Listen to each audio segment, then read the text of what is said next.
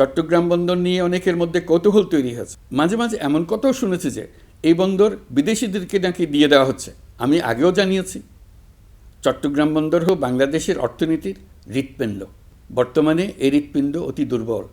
এখন যে অবস্থায় আছে সেই অবস্থায় তাকে রেখে দিলে আমাদের অর্থনীতিকে সামনে এগিয়ে নিয়ে যাওয়া সম্ভব হবে না। এই হৃৎপিণ্ডকে বড় করতে হবে, মজবুত করতে হবে, সুঠাম করতে হবে।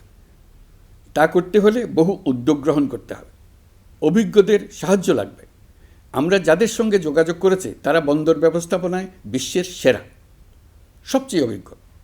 তারা ইউরোপ, কানাডা, অস্ট্রেলিয়া, চীন, দক্ষিণ কোরিয়া, ভারত, পাকিস্তান, তুরস্ক, মধ্যপ্রাচ্য ও আফ্রিকা সহ বিশ্বজুড়ে বন্দর পরিচালনা করে।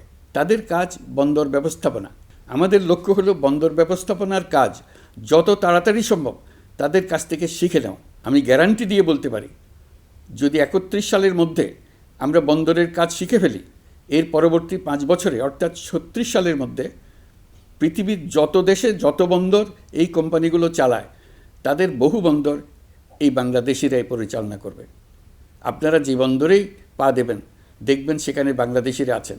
বহু লোকের কর্মসংস্থান হবে, বহু লোকের উপরে ওঠার সুযোগ হবে। তাদের নিজেদের প্রয়োজনেই তারা আমাদের চাকরি দেবে। আগে যে কোনো জাহাজে চড়লে দেখতাম জাহাজের নাবিক চট্টগ্রামের কিংবা সিলেটের।